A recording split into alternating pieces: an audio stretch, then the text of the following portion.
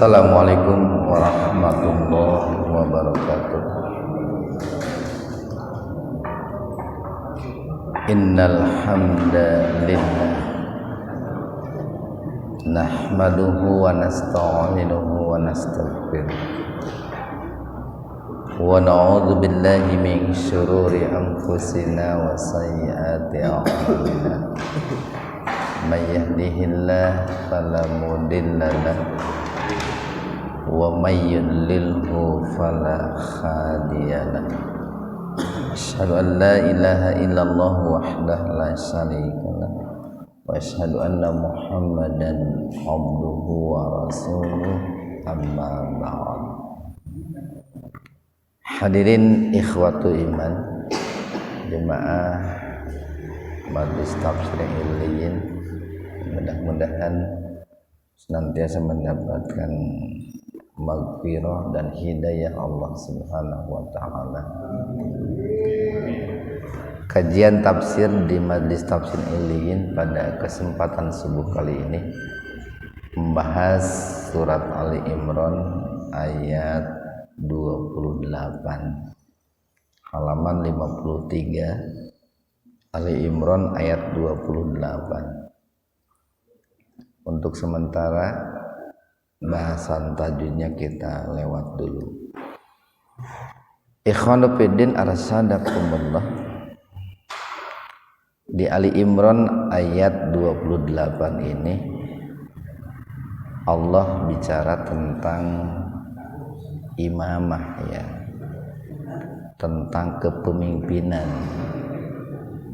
dalam konsepsi Islam, ya, kepemimpinan dalam konsepsi Al-Quran.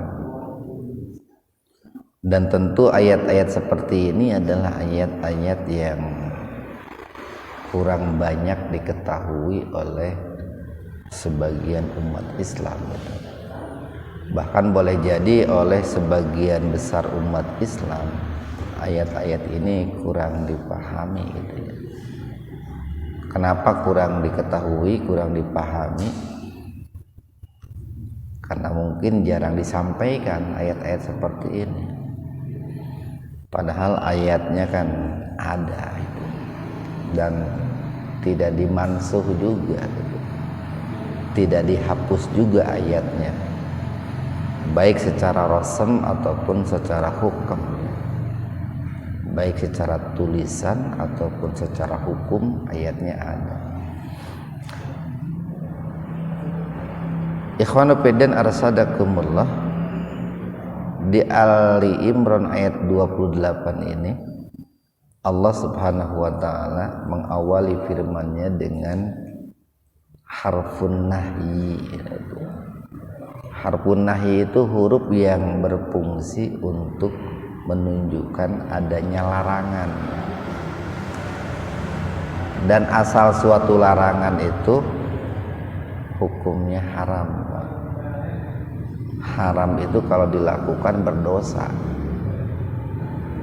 Larangan itu bisa turun menjadi makruh manakala ada dalil yang memalingkannya, manakala ada dalil yang menunjukkan bahwa larangan di situ bukan haram tapi makruh, itu bisa turun. Tapi kalau tidak ada dalil yang memalingkannya, maka kembali kepada hukum asal. Hukum asal larangan itu haram. Jadi janganlah haram bagi kalian atau berdosa bagi kalian yattakhidhi, menjadikan. Asal kata ittakhadha yattakhidu itu mengambil, tapi sering dimaknai menjadikan, atau bisa juga tetap dimaknai mengambil. Janganlah kalian mengambil, janganlah kalian menjadikan. Atau terkait dengan kepemimpinan itu, janganlah kalian memilih. Siapa kalian di sini? Al-mu'minun. Al-mu'minun di sini posisinya sebagai subjek ini, Pak.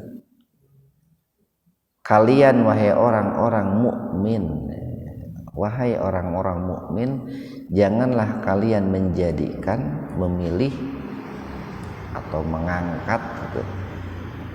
Siapa al-kafirina, orang-orang kafir. Nah, siapa orang kafir itu? Kan gitu pertanyaannya itu. Nah, kalau bicara orang kafir itu kan kembali lagi ya Pak kepada ayat Al-Qur'an. Di Al-Qur'an itu kan Allah mengatakan orang-orang kafir itu secara garis besar terbagi dua. Pertama ada orang-orang kafir min ahlil kitab gitu ya.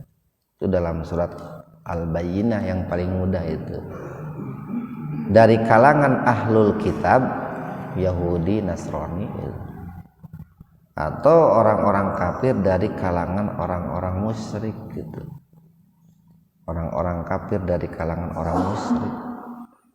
Kalau dulu di zaman Rasulullah sallallahu alaihi wasallam, orang kafir dari kalangan orang musyrik itu orang kafir yang ada di Mekah. Kalau orang kafir dari ahlul kitab itu orang kafir yang ada di Madinah. Di Madinah kan banyak Yahudi, banyak Nasrani. Yahudi Nasrani itu Allah turunkan kitab. Allah utus para nabi. Kalau orang musyrik tidak Allah utus nabi, tidak Allah turunkan kitab. Jadi secara garis besar seperti itu. Nah, cuman dalam ini ya, dalam prakteknya nanti bisa berkembang. Siapa Yahudi dan Nasrani hari ini? Siapa orang-orang musyrik hari ini? Karena kan agama itu banyak itu Pak, zaman sekarang itu namanya. Ini boleh dikatakan ini larangan keras. Kenapa larangan keras? Karena tidak ada dalil yang mengimbanginya, Pak. Tidak ada dalil yang memalingkannya. Aulia sebagai wali, Pak. Aulia itu bentuk mufradnya atau tunggalnya waliyun. Waliyun, waliyani, aulia. Nah, apa aulia itu? Ini kalau kita melihat dalam penafsiran para mufassir, kalau Ibnu Abbas menafsirkan bahwa aulia itu adalah walijah. Walijah itu penolong gitu ya. Penolong atau orang yang diberikan kecintaan yang mendalam gitu. Itu walijah. Kalau ini As-Sa'di itu, Imam As-Sa'di menafsirkan bahwa aulia itu adalah pemimpin, para pemimpin. Kalau Kementerian Arab Saudi itu ya, itu menafsirkan bahwa aulia itu ini orang yang diberikan kecenderungan dalam kecintaan dan pertolongan itu. Kalau Kementerian Indonesia menafsirkan teman dekat itu. Kalau tafsir Kementerian Agama Indonesia teman dekat.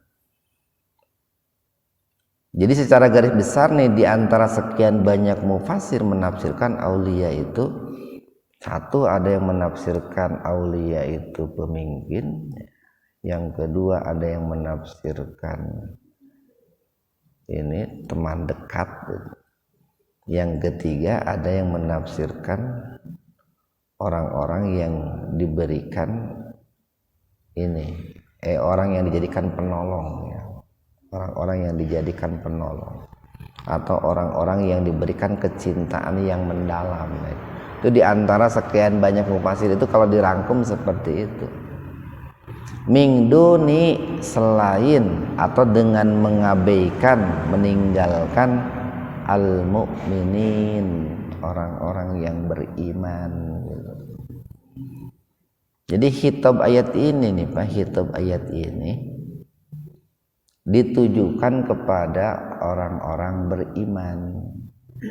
Perkataan ayat ini Allah tujukan kepada orang-orang beriman.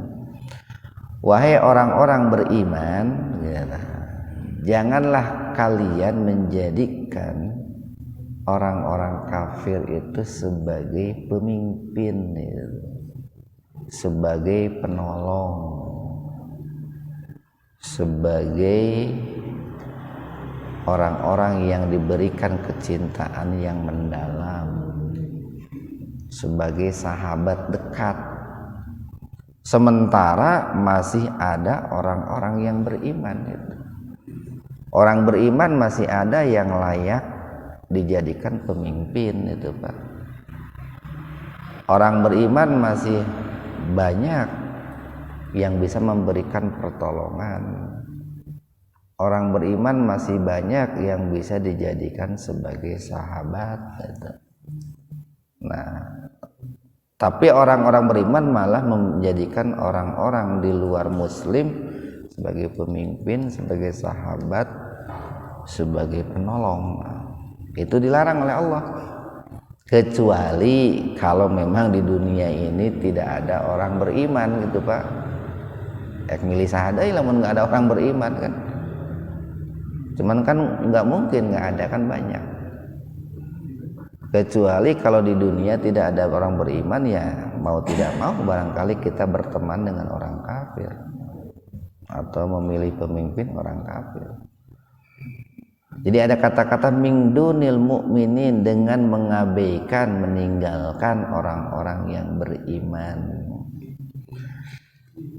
Nah ini ayat ini Pak nih, ini ada kaitan erat umpamanya dengan cukup banyak sebetulnya nih. Ayat ini kalau mau dibahas dalam Al-Quran, ayat-ayat yang berbicara seperti ini banyak sekali. Salah satunya aja nih yang paling populer di kalangan kita umat Islam, Al-Maidah ayat 51 Pak. Halaman 117. Nah, halaman 117. Surat Al-Maidah ayat 51. Ini ayat ini cukup mengguncangkan Indonesia tempo hari ini. Ya ayyuhalladzina amanu. Nah, di sini nampak ya, secara jelas siapa yang dipanggil oleh Allah itu. Wahai orang-orang yang beriman, la tattakhidhu. Nah, ini sama menggunakan lamun nahi. La tattakhidhu, janganlah kalian menjadikan atau mengambil. Kalau tadi redaksinya al-kafirin umum itu Pak. Kalau al-kafirin itu umum. Di sini diperjelas nih oleh Allah, dikhususkan atau dispesifikkan. Siapa al-kafirin itu? Al-Yahud wan Nasara, orang-orang Yahudi, orang-orang Nasrani. Sebagai apa? Aulia, sebagai wali, sebagai pemimpin, sebagai penolong, sebagai sahabat dekat. Kenapa di sini Allah berikan alasan nih? Ba'duhum, sebagian mereka, auliya'u itu merupakan pemimpin, penolong, sahabat ba'din atas sebagian yang lain. Ini diancam oleh Allah nih. Waman, dan barang siapa yatawallahum. Yatawalla itu bentuk kata kerja dari kata wali. Barang siapa yang menjadikan mereka sebagai wali, sebagai pemimpin, sebagai penolong, sebagai sahabat dekat, minkum, di antara kalian, barang siapa di antara kalian menjadikan mereka sebagai wali, fa innahu, nah ini Pak yang harus digarisbawahi ini nih, fa innahu maka sesungguhnya dia itu minhum termasuk golongan mereka gitu Pak. Barang siapa orang-orang muslim menjadikan mereka sebagai wali, maka sesungguhnya dia itu termasuk golongan Yahudi, golongan Nasrani. Nah itu yang sering disebut dengan orang muslim orang kafir yang beratribut Islam itu. Secara lahiriah mengaku sebagai seorang muslim, tetapi hakikatnya bukan seorang muslim. Innallaha sesungguhnya Allah la yahdi tidak memberikan petunjuk al-qaumaz zalimin terhadap orang-orang yang zalim. Nah terkait dengan Al-Maidah ayat 51 nih, ada hal yang ingin saya sampaikan dan perlu kita luruskan.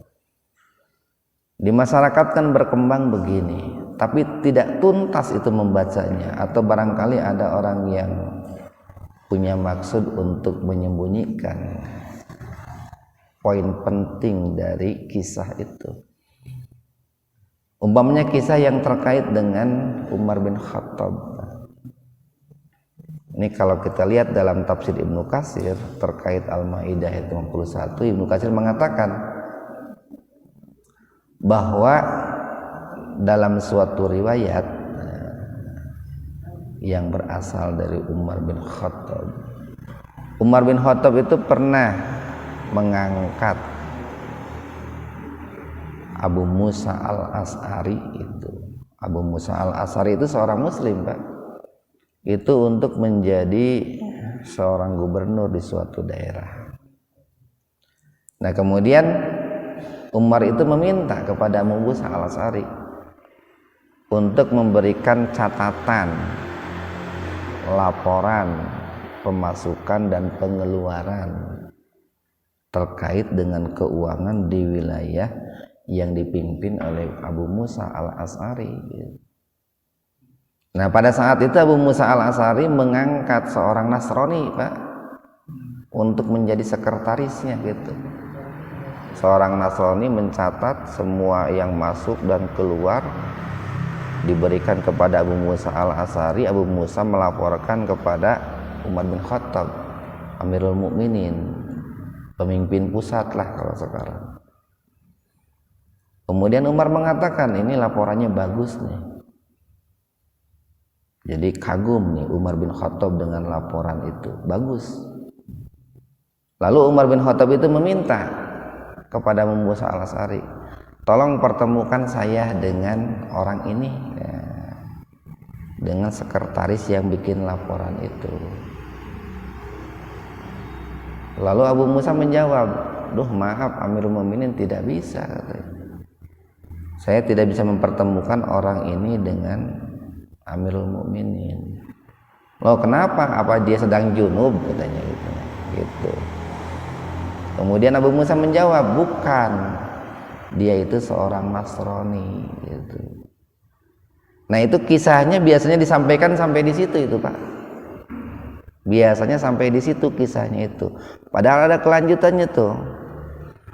Lalu kata Abu Musa al-Asy'ari, saat itu Umar bin Khattab itu membentak saya dan memukul paha saya.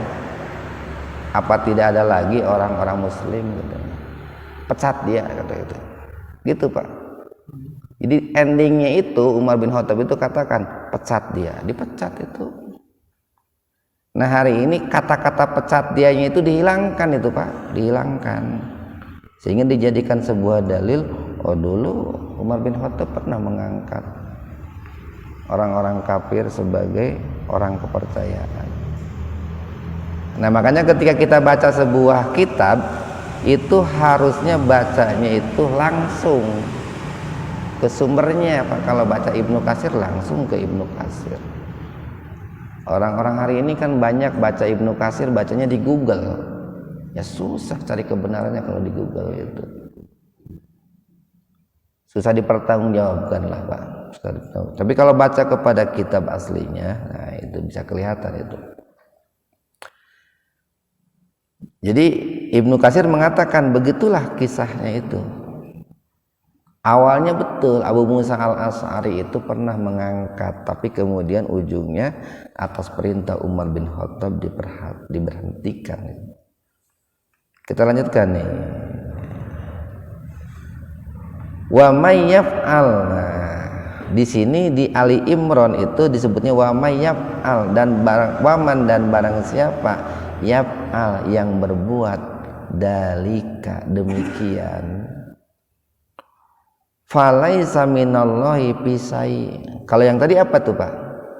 Wa may yatawallahum minkum fa innahu minhum. Hampir sama itu Pak, redaksinya berbeda tapi substansinya sama. Yang tadi Al-Maidah 51, wa may yatawallahum minkum fa innahu minhum. Barang siapa di antara kalian yang menjadikan mereka sebagai wali, maka sesungguhnya dia itu bagian dari orang kafir itu, golongan orang kafir.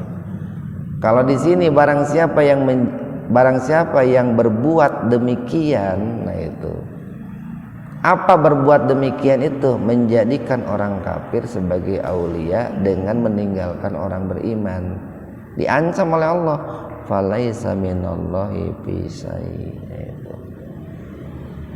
Maka dia itu falaisa minallahi bisai, maka dia itu telah berlepas diri terhadap Allah, dan Allah pun berlepas diri terhadap dirinya. Ini kalau dikaitkan dengan konteks individu itu Pak. Kalau dikaitkan dengan konteks suatu golongan atau sebuah bangsa, maka Allah berlepas diri dari bangsa tersebut, dan bangsa tersebut pun sudah berlepas diri kepada Allah. Di sini ada pengecualian nih Pak, ada pengecualian. Illa, kecuali, harful istisna ini. Ini yang memalingkannya itu ini Pak nih. Kalau mau dijadikan yang memalingkan, illa, kecuali angtat taku, kalian merasa takut, minhum, dari mereka, tukota, dengan ketakutan yang sangat luar biasa. Barangkali nih ada ancaman, ada intimidasi gitu Pak. Mungkin umat Islam jumlahnya sedikit, sehingga kalau tidak menjadikan mereka sebagai wali, diancam dengan pembunuhan dan lain sebagainya. Nah itu Pak, dalam kondisi seperti itu, secara lahir kita boleh Pak, secara lahir, tapi secara batin kita itu tidak menjadikan mereka sebagai wali. Tetap dalam batin itu, saya ini sebetulnya tidak mau menjadikan dia sebagai wali, tapi karena ancaman, maka secara lisan saya seolah-olah mendukung gitu Pak. Jadi kalaupun Allah berikan ada pengecualian, alasannya jelas, illa angtat taku minhum tuqata wa yuhadzirukumullahu nafsah. Wa yuhadzirukum, dan Allah memberikan wanti-wanti gitu ya. Dan Allah memberikan semacam apa ya, peringatan lah Pak, mengingatkan kalian, mewanti-wanti kalian, nafsah, dengan siksanya. Jadi ketika orang-orang beriman menjadikan orang kafir, Yahudi, Nasrani, atau orang musyrik sebagai wali, ancaman pertama di ayat ini, falaisa minallahi bisai. Allah berlepas diri terhadap orang itu. Kenapa? Karena orang itu pun setelah melepaskan hubungannya dengan Allah, ikatannya dengan Allah. Yang kedua, wa yuhadzirukumullahu nafsa, yaitu Allah itu mewanti-wanti kalian dengan siksanya. Ada yang menafsirkan begini, illa angtataku minhum tuqata, itu sebagai siasat Pak, sebagai siasat itu. Kalau tujuannya sebagai siasat boleh gitu Pak. Siasat itu banyak dalam prakteknya. Seperti yang tadi kita katakan, bisa jadi siasat itu karena kita tidak berdaya, seolah-olah mendukung mereka. Tapi sebetulnya tidak. Karena kita diancam sebagai siasat supaya tidak dibunuh dan lain sebagainya, maka seolah-olah orang muslim itu mendukung mereka. Ancaman yang ketiga nih, wa ilallahi wa illa, dan kepada Allahi Allah al-masir, kalian akan dikembalikan gitu. Ini merupakan sebuah isyarat bahwa ketika orang-orang beriman itu mengangkat orang-orang kafir sebagai wali, itu ada pertanggungjawabannya Pak. Ketika dikembalikan kepada Allah itu ada pertanggungjawabannya gitu.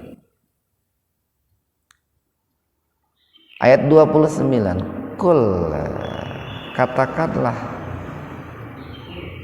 olehmu ya Muhammad, sampaikan olehmu ya Muhammad, apa? In jika tukhfu. Tukhfu ini apa ya? Rahasia kan Pak. Khafif itu rahasia, ringan, menyembunyikan itu Pak.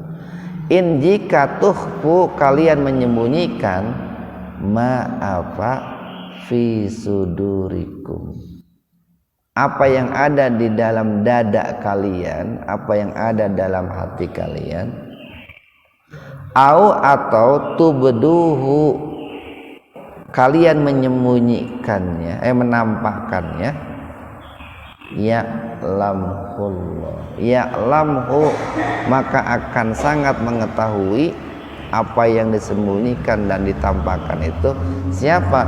Allahu Allah, maka Allah itu maha mengetahui. Nah di sini kan kenapa kok muncul kalimat ini?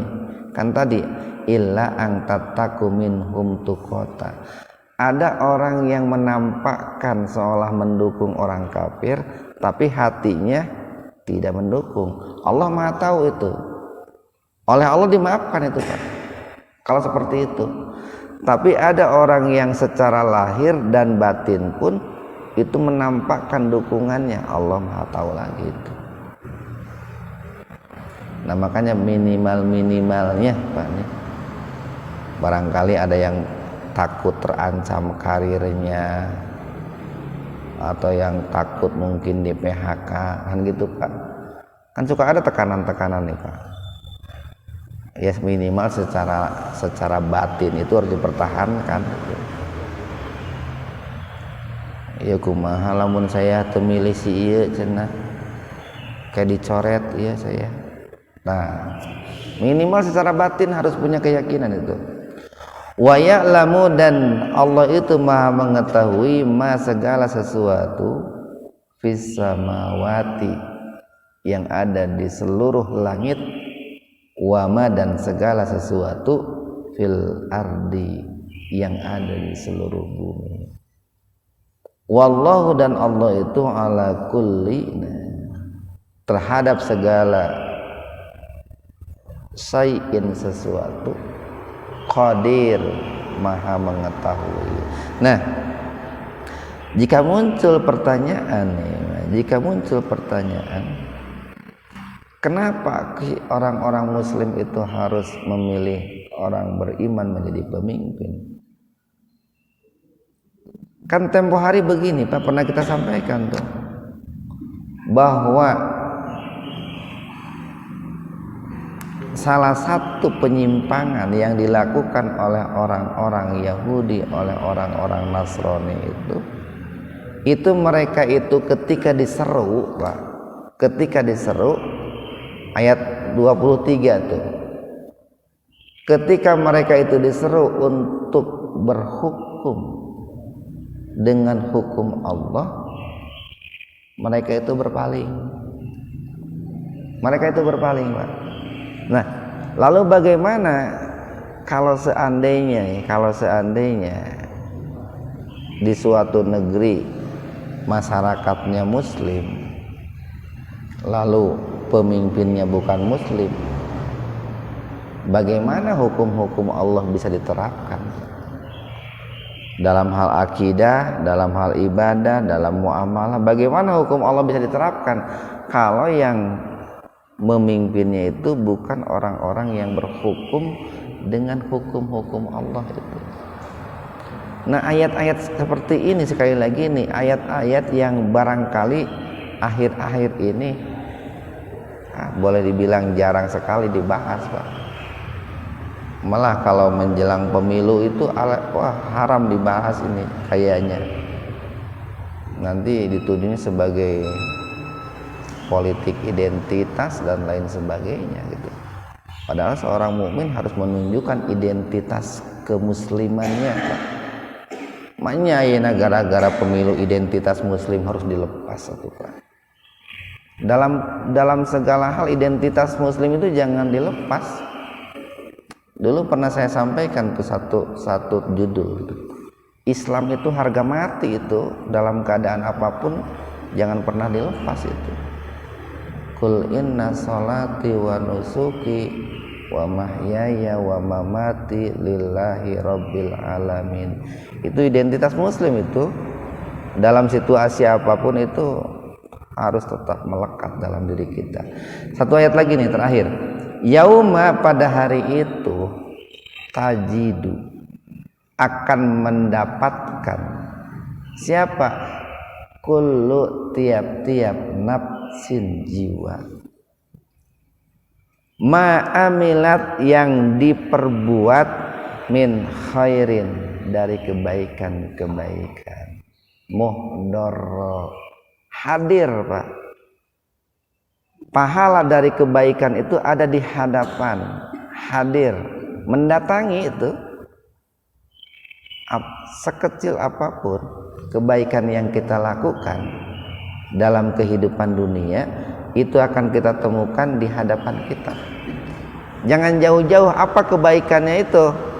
Kalau kembali kepada ayat 29 saja, memilih orang beriman sebagai pemimpin, sebagai aulia, penolong, sahabat, itu sebuah amal soleh itu, Pak. Namun mau dikorelasikan dengan yang dekat aja, dengan ayat yang paling dekat. Wama, dan apa, amilat, yang diperbuat, min su'in, dari keburukan. Sama, ini kata muhdoronya mengikuti kepada yang sebelumnya. Keburukan yang dilakukan pun sama, akan didapatkan dan akan hadir di hadapannya. Apa keburukannya itu? Yang paling dekat saja ayatnya. Orang muslim menjadikan wali di luar orang muslim, itu keburukan itu, Pak.